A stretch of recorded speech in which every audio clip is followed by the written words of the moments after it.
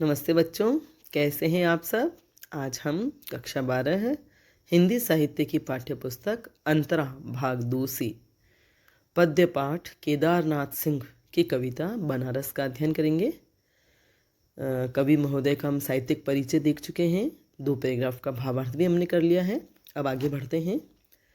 आगे कविता मैं पढ़ती हूँ। तुमने कभी देखा है खाली कटोरों में बसंत का उतरना। यह शहर इसी तरह खुलता है, इसी तरह भरता और खाली होता है यह शहर।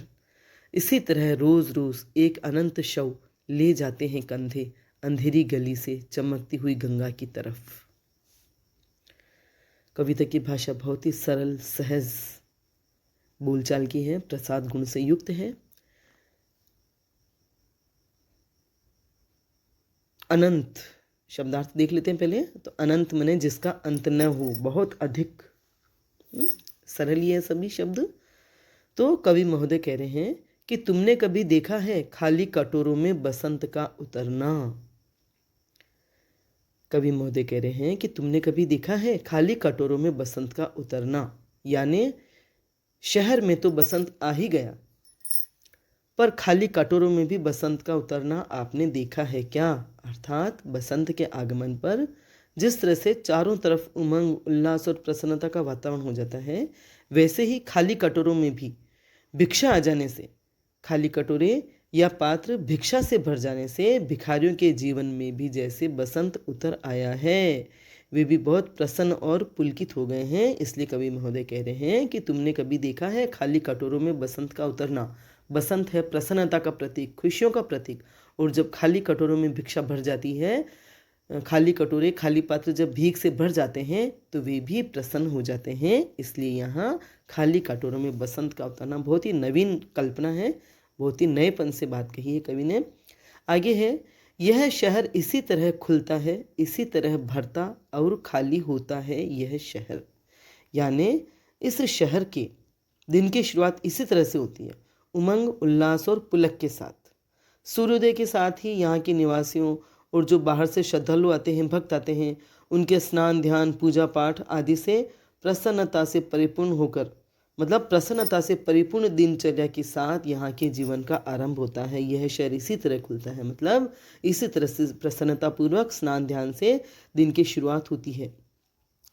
दिन भर शहर में गहमा गहमी रौनकें लगी रहती है और इसी तरह से यह शहर इसी तरह खुलता है, इसी तरह भरता, क्योंकि लोगों के आने जाने से भरता है। दिन भर गहमा गहमी होती है, रौनकें लगी रहती है, बाहर से श्रद्धालु आते रहते हैं और यह शहर भरता रहता है। और खाली होता है यह शहर, इसी तरह रोज रोज एक अनंत शव ले जाते हैं कंधे। और क्योंकि यहाँ पर आस्था है कि काशी में मरने से मोक्ष प्राप्त होता है, अतः कई श्रद्धालु जिनका जीवन अंत के निकट होता है, वे भी यहाँ आकर अपने जीवन के अंतिम दिन बिताते हैं, मृत्यु को प्राप्त करते हैं और उनके जाने से शहर खाली भी होता रहता है। तो शहर खुलता है, भरता है और खाली भी होता रहता है। इसी तरह रोज रोज एक अनंत शव ले जाते हैं कंधे अंधेरी गली से चमकती हुई गंगा की तरफ।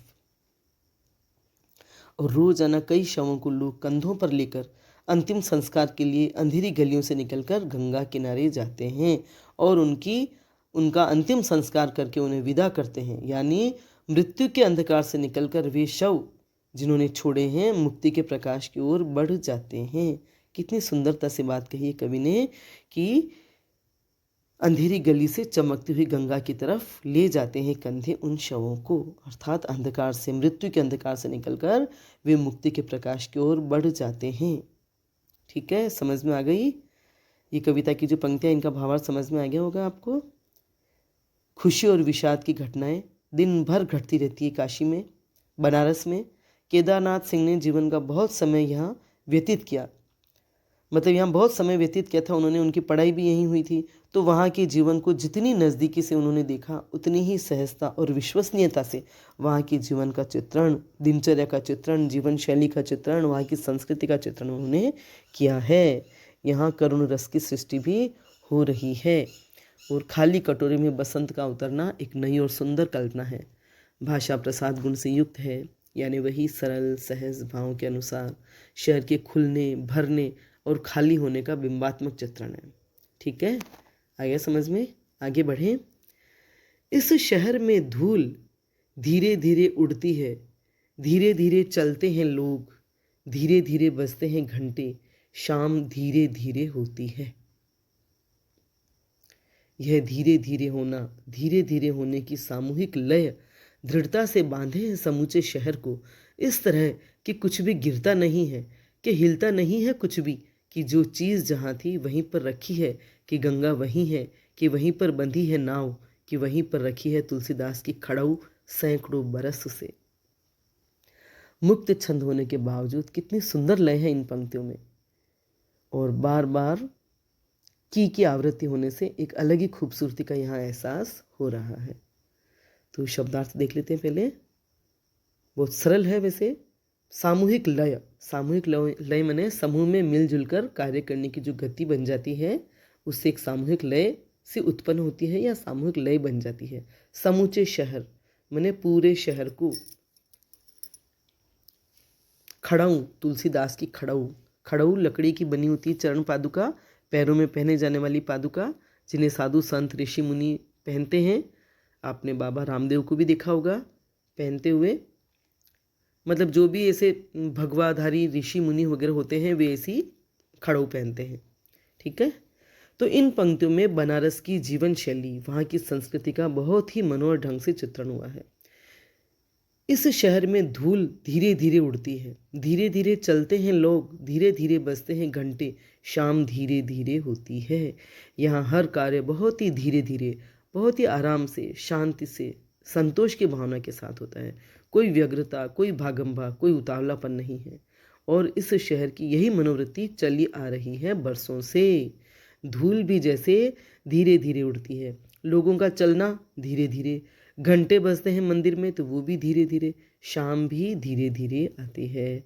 अर्थात लोगों की गतिविधियाँ, काम काज सब धीरे धीरे होते हैं, धीमे धीमे होते हैं। तो प्रकृति की क्रियाएं भी धीमे धीमे होते हुए ही महसूस होती है। मतलब यहाँ के लोगों में एक अजब सा ठहराव है, चैन है, सुकून है। और यह धीरे धीरे होने, जो मतलब यह धीरे धीरे होने की सामूहिक लय दृढ़ता से बांधे है समूचे शहर को। अर्थात यह धीरे धीरे होने की जो कार्य करने की सामूहिक लय है, वह पूरे शहर को एक सूत्र में बांधे हुए हैं। लोगों में आपस में इस जीवन शैली का कोई विरोध भी नहीं है, सब आपस में मन से गुंथे हुए हैं। और ये जो सब धीरे धीरे जो गतिविधियाँ होती है, धीरे धीरे जो दिनचर्या होती है, धीरे धीरे दिन बढ़ता है, शाम होती है, वह सब एक दूसरे से बंधे हुए हैं। मतलब इन चीज़ों ने बनारस को बांध रखा है और इसीलिए जीवन की मंथर शैली बनी हुई है। और इसी वजह से बनारस में जो जहाँ है, जैसा है, वह वहीं है, वैसा ही बना हुआ है। दृढ़ता से बांधे है समूचे शहर को, इस तरह कि कुछ भी गिरता नहीं है, कि हिलता नहीं है कुछ भी, कि जो चीज़ जहाँ थी वहीं पर रखी है, कि गंगा वही है, कि वहीं पर बंधी है नाव, कि वहीं पर रखी है तुलसीदास की खड़ाऊ सैकड़ों बरस से। मतलब यहाँ की जो मंथर शैली बनी हुई जीवन जीने की, इसी वजह से बनारस में जो जहाँ है, जैसा है, वह वहीं और वैसा ही बना हुआ है। कोई चीज़, कोई स्थिति बदली नहीं है। जैसे हम घर में कोई चीज़ रख देते हैं कहीं और वह वहीं बनी रहे, पड़ी रहे कई दिनों तक, तो ये उस घर के लोगों की एक व्यवस्थित और अनुशासित प्रवृत्ति को दर्शाती है। तो यही स्थिति बनारस के लोगों की है। उनके स्वभाव, व्यवहार, परंपराएं, आस्थाएं सब स्थिर है, अड़िग है। गंगा के प्रति उनका भक्ति भाव, उनकी आस्था, मंदिरों के प्रति अगाध श्रद्धा, सब कुछ वैसा ही है। गंगा वही है कि वहीं पर बंधी है नाव, नावें जहाँ बंधती थी, नावों के बंधने का जो स्थान है वह भी नहीं बदला है। तो वहीं पर रखी है तुलसीदास की खड़ाऊ सैकड़ों बरस से। तो तुलसीदास की जो खड़ाऊ है वे भी सैकड़ों बरस से वहीं रखी है जहाँ पर वे रखी थी। कहने का आशय है कि बरसों से बनारस के लोगों के जीवन में कोई परिवर्तन नहीं आया है। ऐसी है उनकी सामूहिक आस्था, उनका विश्वास, उनकी मान्यताएं, उनका प्रेम। यह इस धरती पर एकता का, एकात्मकता का एक अद्भुत प्रतीक है। ठीक है, समझ में आ रही बात? तो जो यहाँ धीरे धीरे शब्द की पुनरावृत्ति हुई है, धीरे धीरे में यहाँ पुनरुक्ति प्रकाश अलंकार है, आकर्षक बिंब है। बनारस की एकजुटता, व्यवस्थित दिनचर्या का बहुत ही सुंदर चित्रण हुआ है। मुक्त छंद है, फिर भी बहुत ही सुंदर लय उत्पन्न हुई है। भाषा सरल है, सहज है। ठीक है, आ रही बात समझ में? आगे चलें। कभी सही सांझ बिना किसी सूचना के घुस जाओ इस शहर में, कभी आरती के आलोक में इसे अचानक देखो। इसे अचानक देखो, अद्भुत है इसकी बनावट। यह आधा जल में है, आधा मंत्र में, आधा फूल में है, आधा शव में, आधा नींद में है, आधा शंख में। अगर ध्यान से देखो तो यह आधा है और आधा नहीं है। कभी सही सांझ बिना किसी सूचना के घुस जाओ इस शहर में। शब्दार्थ देख लेते हैं। सही सांझ माने संध्या की शुरुआत। जब संध्या होती है तो संध्या की शुरुआत का समय। आलोक, आलोक माने प्रकाश, उजाला। अद्भुत, अद्भुत है इसकी बनावट। अद्भुत माने अनोखी।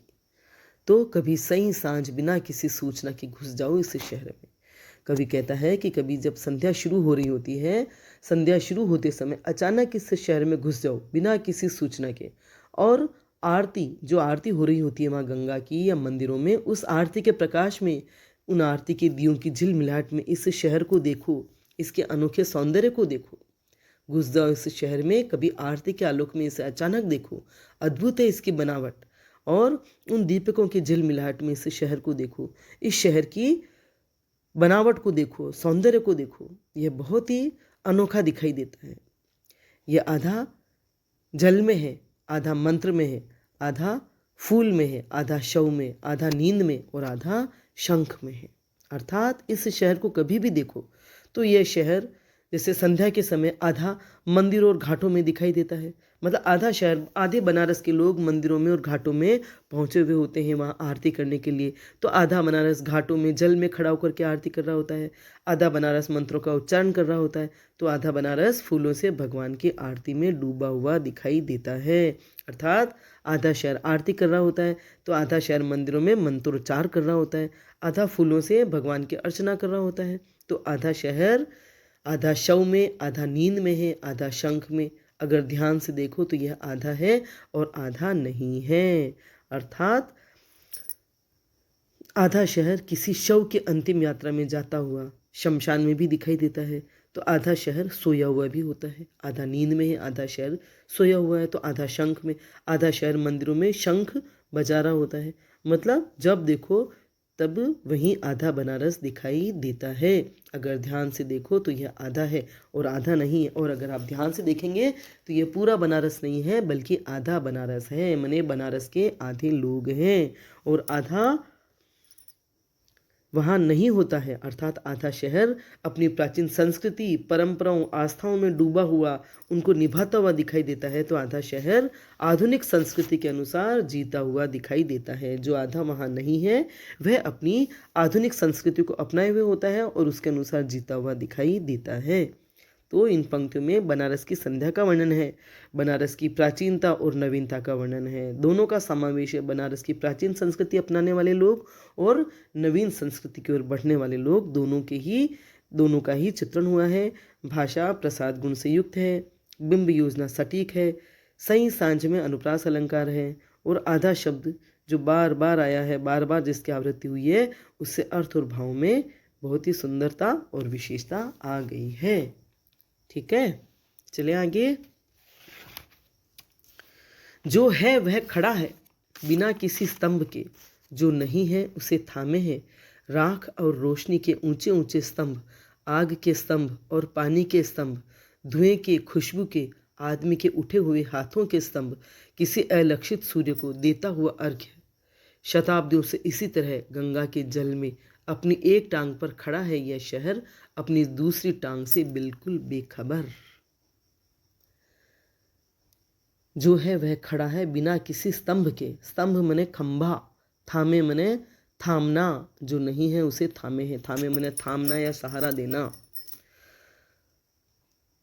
और अलक्षित सूर्य, अलक्षित, लक्ष्य, लक्ष्य मने होता है देखना, और ए उपसर्ग लगा हुआ और इत प्रत्यय लगा हुआ, तो अलक्षित मने जो दिखाई नहीं देने वाला। अर्घ्य, अर्घ्य मने पूजा के जो 16 उपचार होते हैं उनमें से एक विधान, दूध चावल आदि मिला करके जल जो श्रद्धापूर्वक चढ़ाया जाता है उसे बोलते हैं अर्घ्य। तो इन पंक्तियों में बरसों से चली आ रही बनारस की दिनचर्या और वहाँ की आध्यात्मिक सांस्कृतिक विशेषताओं का वर्णन किया गया है। कवि कहता है कि जो है वह खड़ा है बिना किसी स्तंभ के, जो नहीं है उसे थामे हैं राख और रोशनी के ऊंचे ऊंचे स्तंभ। कि जो कुछ भी बनारस में विद्यमान है वह बिना किसी आधार के, बिना किसी सहारे के खड़ा है।